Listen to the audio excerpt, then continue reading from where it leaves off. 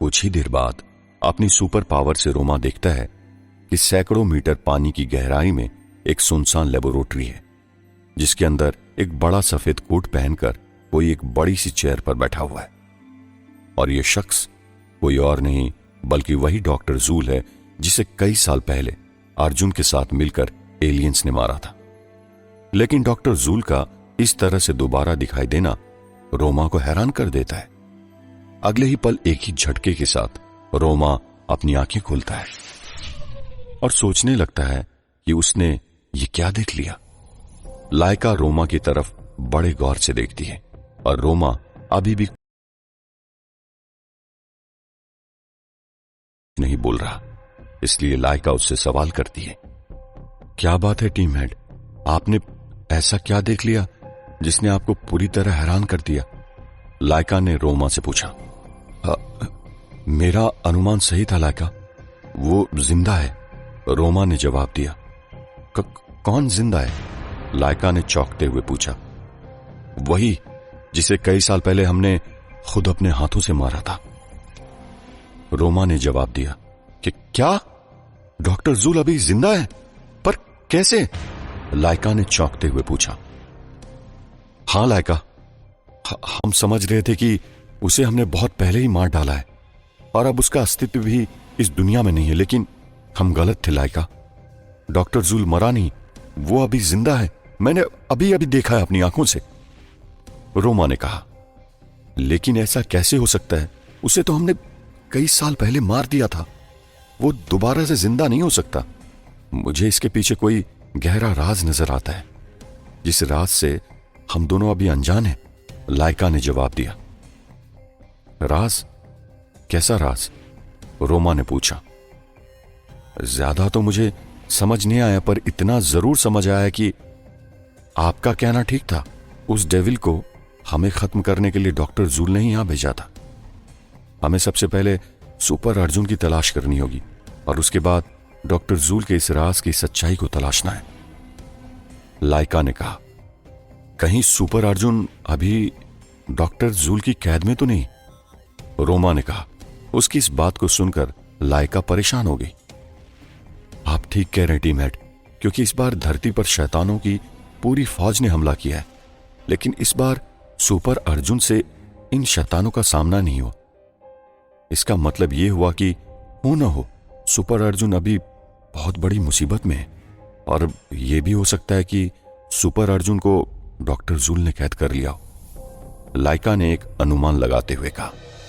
एक ओर जहां aliens super Arjun को लेकर परेशान है, तो वहीं दूसरी ओर अर्जुन अपनी मां देविका के साथ घर पर है और उन दोनों के साथ में है उसका क्लोन। मुझे लगता है खतरा अभी कुछ दिनों के लिए टला है, और आगे क्या होगा? क्या फिर से शैतानों की फौज धरती पर हमला करेगी? और अगर शैतानों की पूरी फौज ने फिर धरती पर हमला कर दिया, तो इस बार हम उनका सामना कैसे करेंगे?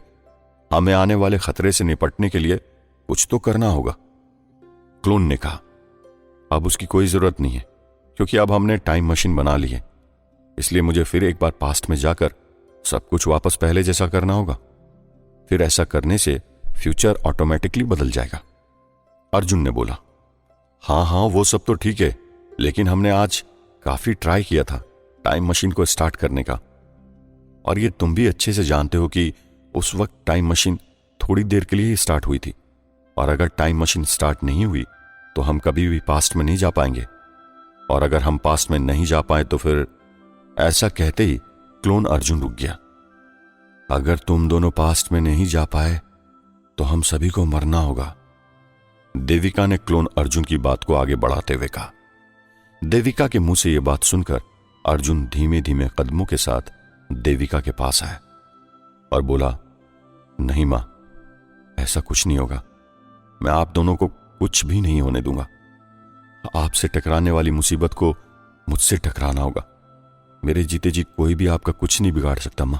अर्जुन की ये बातें सुनकर देविका की आंखें भर आई। अर्जुन की ये बातें अब देविका के दिल को लग गई है।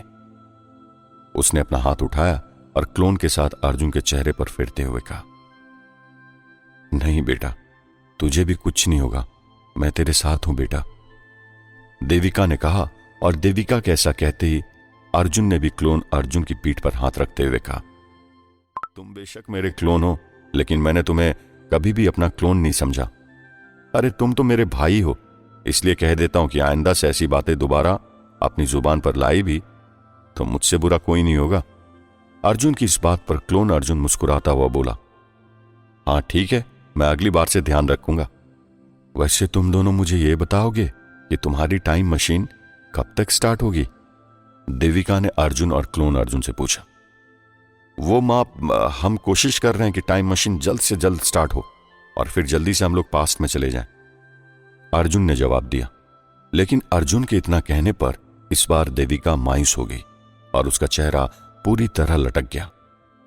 मां, हम हमेशा के लिए आपको छोड़कर थोड़ी जा रहे हैं, बस कुछ ही समय की तो बात है, इसके बाद हम वापस आ जाएंगे आपके पास, अर्जुन ने देविका को विश्वास दिलाते हुए कहा।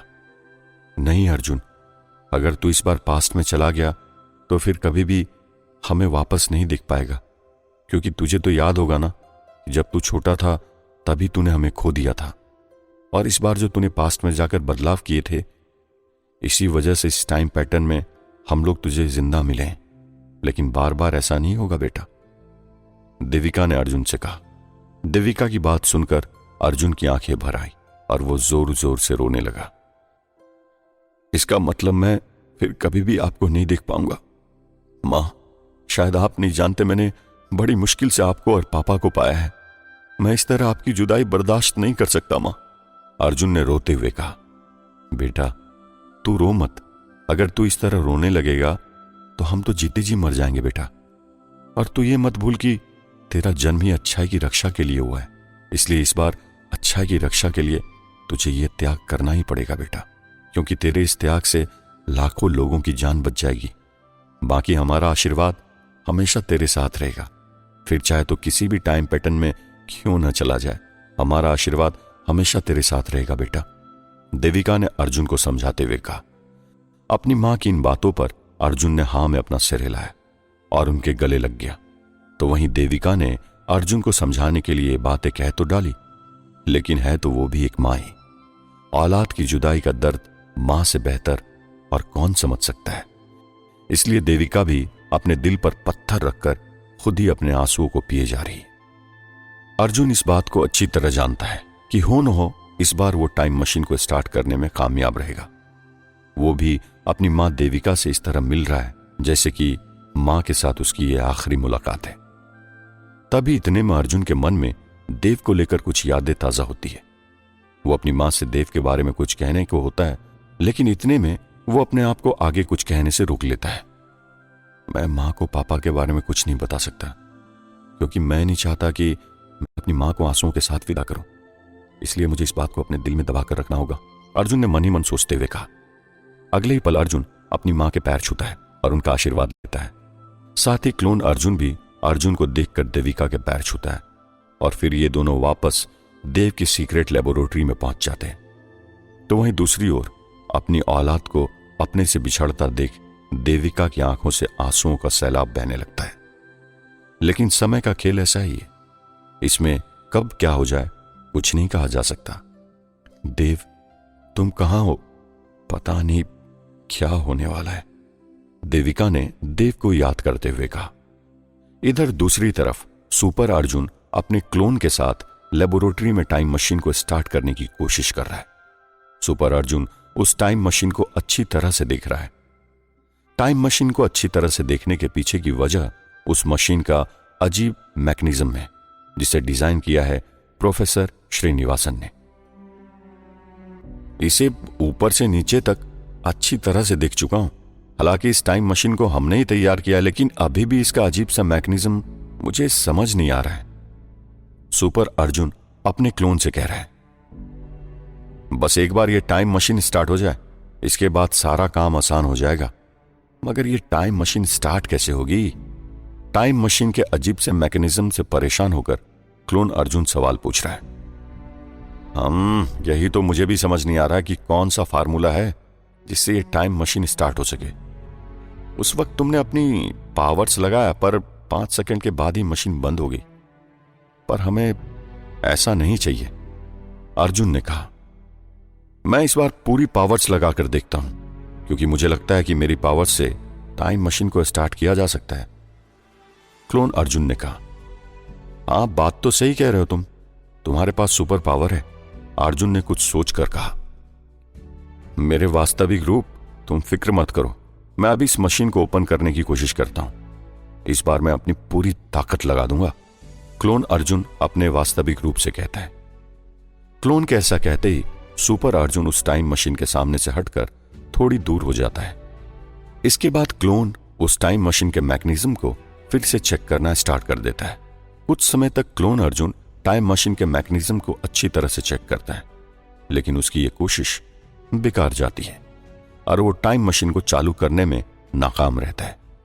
क्लोन अर्जुन को नाकाम होता देख सुपर अर्जुन साफ साफ देख रहा है। अरे क्या हुआ, क्या तुमसे ये मशीन स्टार्ट नहीं हो पा रही है? पिछली बार तो तुमने ही मशीन स्टार्ट की थी, सुपर अर्जुन अपने क्लोन से पूछता है।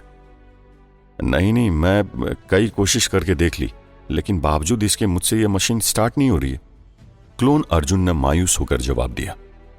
क्लोन अर्जुन के ऐसा कहते ही वास्तविक अर्जुन उसके पास गया और उसकी आंखों में देखते हुए कहा, मैं जानता हूं कि तुम अभी पूरी तरह थक चुके हो, और मैं ये भी जानता हूं कि तुम अपनी पूरी पावर का यूज नहीं कर पा रहे हो इस टाइम मशीन को स्टार्ट करने में, लेकिन अभी भी मुझे तुमसे उम्मीद है मेरे भाई कि तुम इस कारनामे को अंजाम तक पहुंचा सकते हो।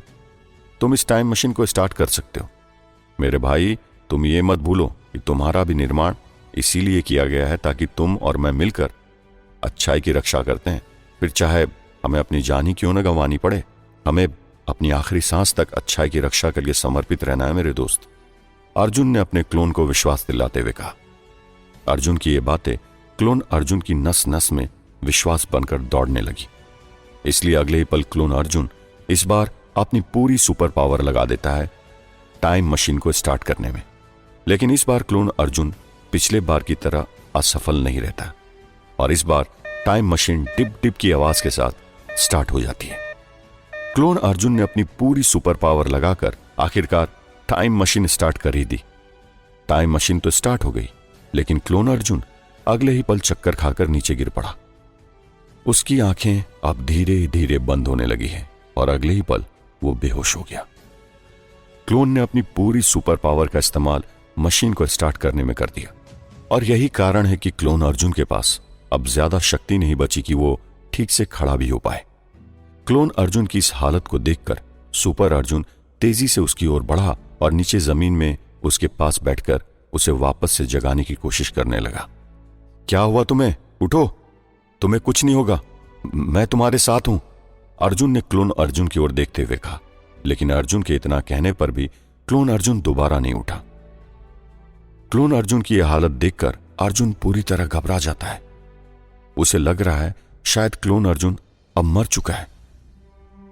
तुम्हें कुछ नहीं हो सकता, तुम मुझे ऐसे छोड़कर नहीं जा सकते, तुम्हारे बिना मैं अकेला हूं, मेरे पास तो तुम्हारी तरह कोई पावर भी नहीं है, तुम्हें वापस से उठना होगा, सुपर अर्जुन ने क्लोन अर्जुन की ओर देखते हुए कहा। अर्जुन अब पूरी तरह हिम्मत हार चुका है। लगता है कि उसका प्रतिरूप क्लोन अर्जुन दोबारा से नहीं उठेगा, इसलिए वो हताश हो चुका है। सारी गलती मेरी है। अगर मैं तुमसे अपनी सारी सुपर पावर को लगाकर इस मशीन को स्टार्ट करने के लिए नहीं कहता तो आज तुम्हारी जान बच जाती। तुम्हारी हत्या का दोषी मैं हूं, मैंने ही तुम्हें यह सब करने के लिए उकसाया और आज मैं तुम्हें खो चुका हूं, अर्जुन ने रोते हुए कहा। अर्जुन क्लोन अर्जुन की यह हालत देखकर मायूस है। तभी इतने में क्लोन अर्जुन की बॉडी में कुछ हलचल होनी शुरू होती है। उसकी सांसें चलने लगती है और उसकी आंखों में थोड़ी हलचल होनी शुरू होती है। अर्जुन की बॉडी में इस हलचल के कारण सुपर अर्जुन के चेहरे पर खुशी आती है और अगले ही पल क्लोन अर्जुन को होश आ जाता है। भगवान का शुक्र है कि तुम वापस से ठीक हो गए, अर्जुन ने मुस्कुराते हुए कहा। हाँ, वैसे इतनी आसानी से मैं तुम्हारा पीछा नहीं छोड़ने वाला हूं, समझे तुम, क्लोन अर्जुन ने एक मजाकिया अंदाज में जवाब दिया। कुछ घंटे बाद जब क्लोन अर्जुन वापस से सामान्य अवस्था में आ गया तब अर्जुन के माइंड में फिर एक बार टाइम मशीन का ख्याल आया। अगले ही पल वो क्लोन अर्जुन को लेकर टाइम मशीन के पास जा पहुंचा। अब टाइम मशीन स्टार्ट हो चुकी है, अब आगे जो करना है वो हम करते हैं, सुपर अर्जुन ने क्लोन से कहा।